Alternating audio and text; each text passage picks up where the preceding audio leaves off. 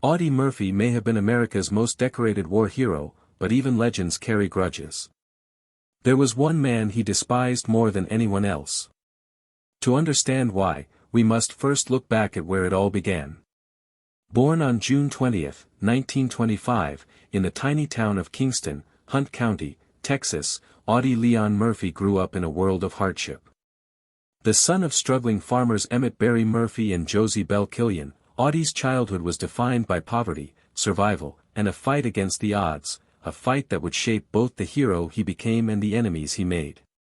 Audie Murphy was the seventh of 12 children, born into a world of hunger and uncertainty. His childhood in rural Texas was marked by poverty so severe that food was often scarce and stability was a luxury the family never knew. Yet, from his Irish bloodline, Audie inherited a fierce resilience, a stubborn independence, and a toughness that would one day carry him through the fires of war. Even his name, Audie Leon, carried weight. It wasn't chosen at random, it honored two men who had shown mercy to his mother in her darkest days, when she was left alone to fend for her children during her husband's long absences. His father, Emmett, was a man who drifted in and out of the household until he finally walked away for good, abandoning his family to survive on their own. That early betrayal carved into Audie a hardened spirit and a determination to never be broken. When Emmett walked away for good, the weight of survival fell squarely on Josie Belle's shoulders. Left with 12 children and little else, she leaned on her eldest while even the youngest were forced to grow up far too soon. For Audie, childhood ended almost before it began. Survival demanded maturity, and hardship forged in him an iron will that would never break. Though he attended elementary school in Farmersville, Greenville, and Celeste, his education was cut short. By the 5th grade, hunger and poverty forced him to abandon the classroom for the fields. Barely more than a boy, Audie became a cotton picker, sweating under the brutal Texas sun for pennies. It was grueling, backbreaking labor, but it taught him two things he would carry for life: an unshakable work ethic, and a deep understanding of the struggles faced by ordinary Americans during the darkest years of the Depression. In 1941, tragedy struck when his mother passed away, leaving the already fragile family even more fragmented. Her death shattered Murphy, who had shared a particularly close bond with her. Without a stable home to keep them united, Audie's younger siblings were placed in children's homes and orphanages, causing the family to scatter. To make ends meet, Audie took on various odd jobs in the town of Greenville, ranging from farmhand work to clerical duties, just to scrape by. It was during these uncertain times that he began to envision a way out. A chance not only to support his siblings but also to prove that he was more than just a poor farm boy. With World War II intensifying and the United States gearing up for involvement, Murphy recognized an opportunity in the military. Despite his youth, he was resolute in his desire to enlist to help his family and serve his country. Initially, the military turned him away due to his slight build and youthful looks. Standing barely over 5 feet 5 inches and weighing less than 120 pounds, he seemed too small. However, his determination eventually bore fruit. On June 30, 1942, he was officially accepted into the U.S. Army, paving the way for one of the most remarkable military careers in American history. By 1943, after completing basic training and advanced infantry instruction, Murphy was assigned to Company B, 1st Battalion, 15th Infantry Regiment, 3rd Infantry Division. His first overseas deployment took him to French Morocco in North Africa, where he faced the brutal realities of war. The heat, disease, and harsh terrain were as formidable an enemy as the Axis forces. However, Murphy quickly built a reputation as a soldier who was serious, disciplined, and unwavering in the face of danger.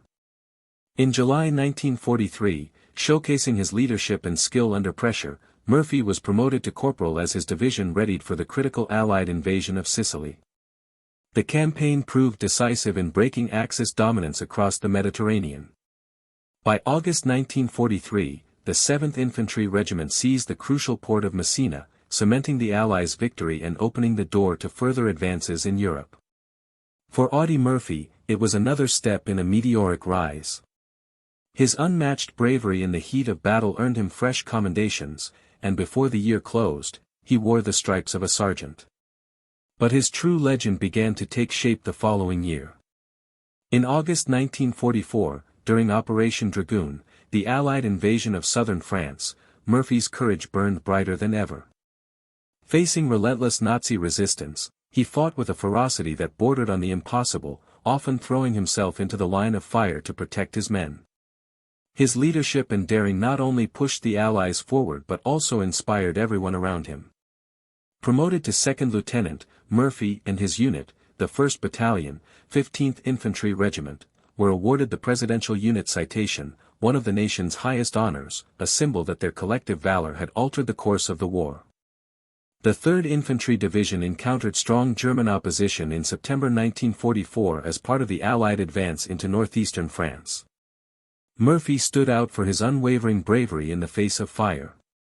He repeatedly put himself at danger of enemy fire in order to command his troops, heal injured friends, or fend off counterattacks.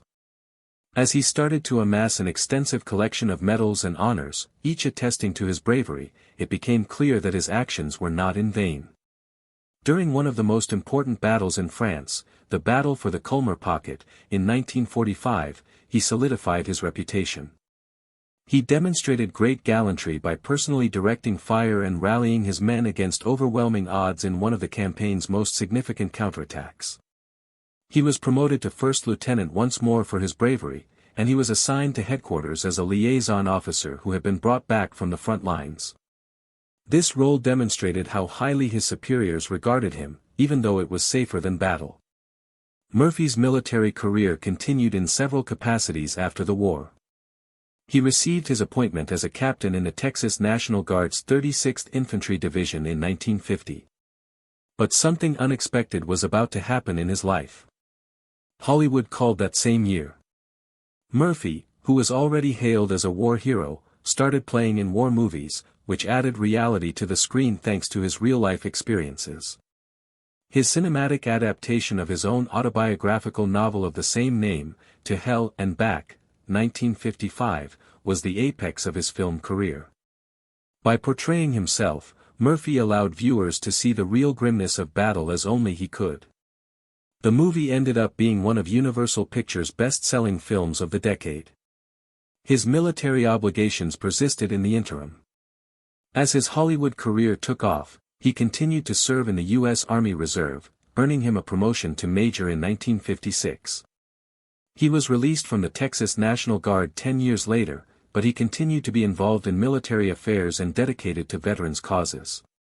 Murphy eventually formally resigned from the U.S. Army in May 1969, following over 30 years of combined active and reserve duty. By that time, he had established a legacy that few could equal. The Medal of Honor, the Distinguished Service Cross, 2 Silver Stars, the Bronze Star, the Purple Heart, and numerous other awards were bestowed upon the most decorated American soldier of World War II. Audie Murphy married actress Wanda Hendress for the first time in 1949, while he was at the height of his early stardom as a rising Hollywood star and decorated military hero. At first, the public and media paid close attention to Wanda's union because they saw it as a glamorous union between a well-known war veteran and a budding actress. Wanda was a gifted young starlet in the film industry. However, the marriage turned out to be problematic practically immediately, despite the enthusiasm that surrounding their romance. The psychological wounds of combat and what would eventually be known as post-traumatic stress disorder were among the aftereffects of Murphy's military experiences. He struggled to establish stability at home as a result of this, as well as the responsibilities of his burgeoning Hollywood profession and public life. After a tense relationship, the couple's marriage ended in divorce after only 2 years. Although the split was difficult, it highlighted Murphy's internal conflicts as he attempted to strike a balance between his military history, celebrity, and happiness. Murphy fell in love once more later that year, this time with Pamela Archer, a woman who lived outside of the spotlight and constant scrutiny of Hollywood. In contrast to his earlier marriage to another musician, Pamela's job as an aircraft stewardess provided Murphy with the sense of normalcy and stability he much needed. His life was stabilized by Pamela's compassionate and calm demeanor, and she supported him during his professional successes and setbacks. Murphy's life changed when they were married, allowing him to concentrate on starting a family and finding some quiet away from the spotlight. Fatherhood became one of the most significant aspects of Murphy's life after he and Pamela had 2 boys together. He was quite proud of their first child, Terence Michael Terry Murphy. James Shannon Skipper Murphy, their second son, completed the family. Murphy sincerely tried to be involved in his children's life despite his hectic Hollywood job and the ongoing internal conflict he carried from the war. He enjoyed spending time with them, offering advice and imparting knowledge fashioned by adversity and resiliency. Murphy saw his sons as a source of hope, continuity, and motivation to overcome his challenges. Audie Murphy, a Hollywood actor and the most decorated American soldier of World War II, was renowned for his directness, honesty, and refusal to flatter anyone he didn't respect. Although Murphy collaborated with a number of Hollywood performers, some of whom he found admirable, he claimed to detest one man above all others, the renowned actor James Cagney. What he thought of Cagney was remarkably astute, particularly considering Murphy's tendency to be tactful when discussing his co-workers. However, Murphy apparently expressed his sentiments quite clearly in private conversations. Murphy's distaste sprang from what he perceived as conceit and contempt. Despite his enormous success, Murphy thought Cagney denigrated others who didn't share his acting background or Hollywood circle, according to many who knew him. Murphy was viewed as a bit of an outsider from the beginning. He had no official education in the arts, was not raised in a theater, and was not classically trained. He was born into poverty in rural Texas, became well known for his valor during the war, and entered the film business primarily due to his military record rather than his love of acting. Cagney acted like the rest of us didn't belong in the same business, Murphy once said. Actors who were soldiers never impressed him. We were novices at something he owned, in his opinion. Cagney and Murphy's disagreement was also cultural. Born in New York City, Cagney grew up in impoverished neighborhoods where he was taught to be tough at a young age. He brought this streetwise, quick-talking demeanor into his roles in movies. Murphy, on the other hand, was a modest, quiet Texan who valued integrity over bluster. Cagney's confident swagger and explosive energy on TV were adored by viewers, but Murphy had a different opinion. Regarding Cagney's acting, Murphy once remarked, "I never could stand that mugging he did. In every photo, he portrayed the same strong person. I thought it was just fake. Maybe the public bought it, but I didn't." But it was Cagney's views on the war and veterans that really seemed to turn Murphy against him. Murphy never publicly denounced Cagney's lack of military service during World War II, but he silently criticized men who had evaded duty while others served. Although he was ultimately exonerated by the House Un-American Activities Committee, Cagney was the subject of allegations in the 1940s regarding purported connections to communist sympathies and inquiries concerning his patriotism. As someone who had risked his life on the battlefield innumerable times, Murphy was not amenable to anyone who, in his opinion, questioned American ideals or did not support their nation in its hour of greatest need. Murphy declared, "I didn't care how famous he was. I only knew that he was absent when it counted. I buried too many of my friends to act as though I didn't care." In addition to being ideological, the tension was also professional. Murphy once said that when they met in Hollywood social circles, he thought Cagney was condescending. Murphy claims that Cagney did not view him as a true performer but rather as a novelty, a combat hero attempting to act. Murphy remembered that he referred to me as "soldier boy" more than occasions, and not in a flattering manner. Being referred to as a soldier didn't bother me. I was just that. However, he uttered it as though it were an insult. I learned all I needed to know about him from that. Murphy valued respect above anything else. Actors who treated everyone with respect, regardless of their background, were admirable to him. Murphy admired celebrities who were both talented and humble, such as James Stewart, a renowned Air Force pilot. But Murphy thought there was only ego with Cagney. Even when he wasn't on screen, he was acting. Murphy as soon as commented, "You by no means knew who the real guy become." Perhaps there wasn't one. Over time, Murphy's dislike of Cagney hardened into outright disdain. Even if others in Hollywood praised Cagney as one of the greatest actors of his technology, Murphy refused to enroll in. In interviews, while requested approximately Cagney, Murphy would both trade the difficulty or offer simplest curts. In personal, he was extra direct. I hated him extra than anyone in Hollywood, Murphy as soon as confided to a friend. It wasn't jealousy.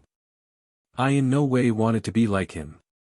I just could not stand what he stood for. To me, he turned into the whole lot fake approximately the business. This hatred turned into uncommon for Murphy, who not often allowed personal emotions to coloration his public existence. Most of the time, he avoided Hollywood feuds, preferring to hold his circle small and loyal. However, with James Cagney, he made an exception. Whether or not it turned into resentment over Cagney's dismissive attitude, his avoidance of military service, or his fashion of self-advertising, Audie Murphy certainly could not forgive him. For the relaxation of his existence, every time the concern of James Cagney got here up, Murphy never softened his stance. Even as audiences and critics endured to hail Cagney as one of the greats, Murphy carried with him a deep personal bitterness that in no way faded. His phrases summed it up plainly. Some human beings in Hollywood I reputable, a few I failed to care a good deal about. But Cagney, I definitely hated him more than everybody. On 28 May also 1971, Murphy was killed whilst the non-public aircraft wherein he turned into a passenger crashed into the aspect of a mountain 14 nautical miles northwest of Roanoke, Virginia in conditions of rain, clouds, fog, and zero visibility. The pilot and 4 different passengers have been additionally killed.